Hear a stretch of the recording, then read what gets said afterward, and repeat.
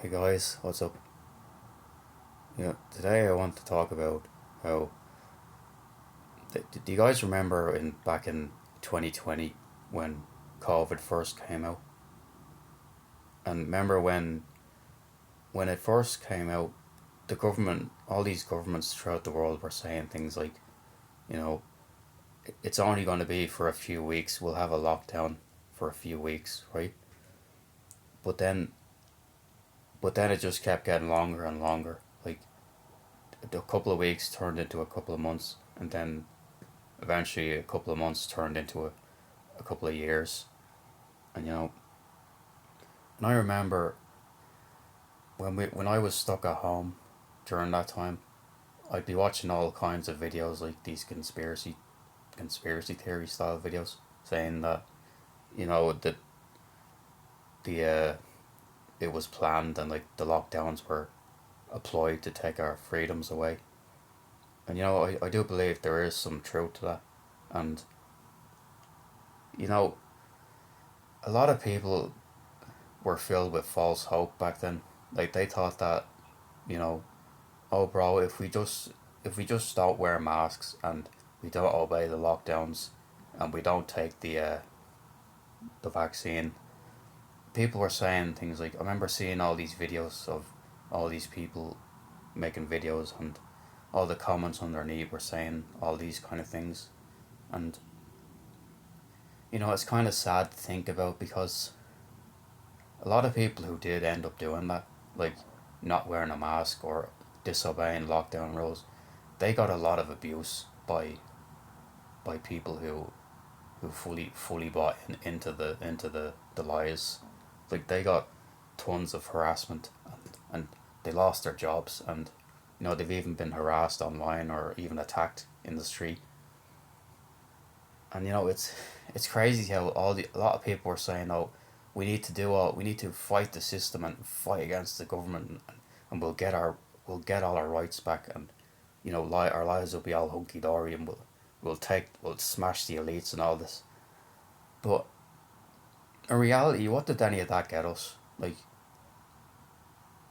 I remember seeing all these protests and of people going on to all these protests like in London, and like there was protests everywhere. But what did that actually gain any of us? Like it got us nothing. Like we did all these protests and the rules just got even more severe. Like our freedoms got even more eroded. And you know so what really, all this thing about us fighting the system and fighting the elites and creating a better life for ourselves, all it really was false hope, and just filling us with something to cling to while we rotted at home, our lives wasting away. It gave us something to believe in, you know. But in the end, it was almost like I'll admit I was one of these people who fully bought into that. It was almost like a religion to me.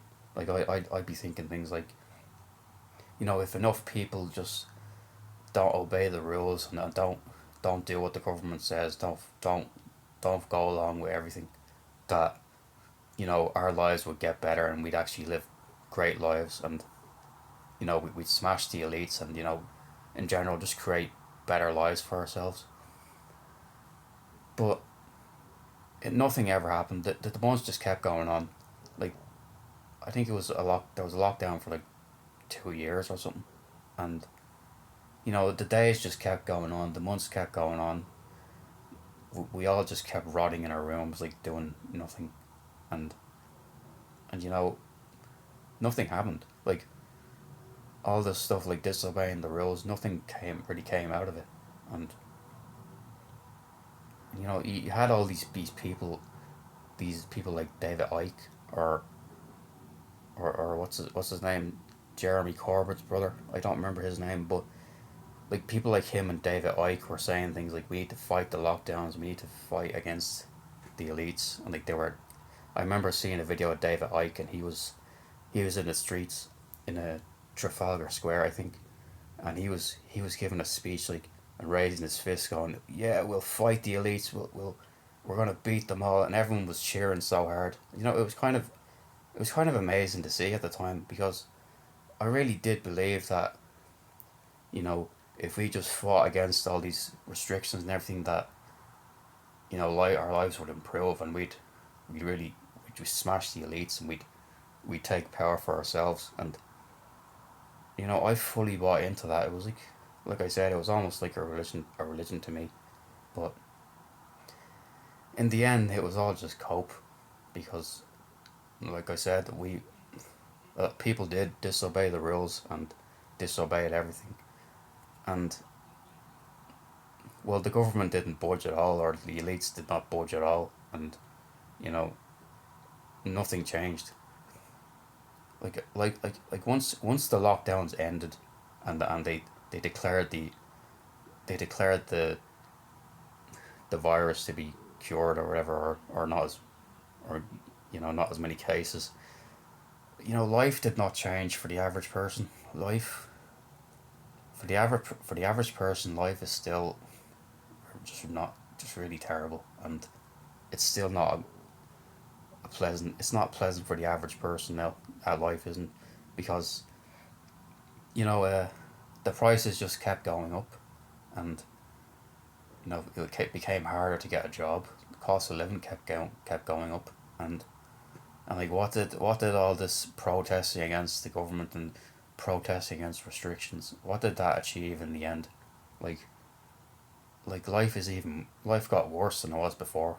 Like, because at least back when the lockdowns were happening, I actually had hope that, you know, life was going to get better for a lot of people. I actually thought people were going to wake up and say things like, you know, this current system we live in is terrible, and we need to change it. But look at things now. Like, it's been 4 or 5 years since, and nothing has changed at all. Like, people are still asleep. They're still putting up with everything terrible in life, and, you know, they just it's as if they've lost all ambition. That tiny spark of hope that they got back in the COVID-19 days, that's all gone now. Like, the average person is just totally asleep now in the matrix, and and it's really sad. But, you know, but back then we really did have a lot of hope that our lives would improve, and, you know, we were really clinging to that hope that if we just fought against all these unjust rules and all this, that, you know, our lives would get a lot better, and we wouldn't we'd no longer be slaves to the elites. But, you know, look what's happened now. Like, and you still have guys. I remember there was certain guys who I watched on YouTube back then, and they're still making videos, and they still have that anti-establishment kind of thing. But really, what have they achieved? Like, they haven't achieved really anything. They're still making videos on YouTube, but they have very small audiences. Like, these guys never really had big audiences, even back during the lockdowns, and, you know, they still don't have massive audiences now. So we're still kind of small fry, or the few of us that have woken up to how the world works, we're still very small fry, and we're still, you know, not a lot of people are are joining our movement, and, you know, it's very depressing. Like, we need more people to wake up and see how the world really is, and, you know, just, but there was that small, like, little beacon of hope back then. Even though life was terrible, you know, we couldn't do anything, and we had to basically rot in our rooms all day, just bed rotting, or, you know, working from home, just doing absolutely nothing at all, just our minds rotting away, and we're going insane. But there was that slight bit of hope back then that, you know, people would rise up and fight against the system. But in the end, it was really a pipe dream. Like, you know, and the world has gotten even more draconian since the lockdowns ended. Like with all this digital ID thing that they're pushing now, and the feminist movement that is just screwing men out of society and all this. Like that's life has just gotten even worse than it was in during COVID, and it's like a lot of people have just given up now. Like they're very a lot of guys are apathetic now, and you know they wouldn't. It's like they lost all the energy. That slight bit of energy they had like 5 years ago. It feels like it's gone now, and there's still a few guys that are fighting against the system, the current misandric system, but it's just it doesn't feel like things are looking good right now. Uh, it's very depressing, but you know, but yeah, you guys tell me, did you follow the same kind of people I did back then? Did you have that kind of hope that things would be different once we smashed the elites and did all this disobeying the rules? Did you think back then that things would be different for us, that our lives would improve, and we'd stop like just slaving away and doing whatever? Well,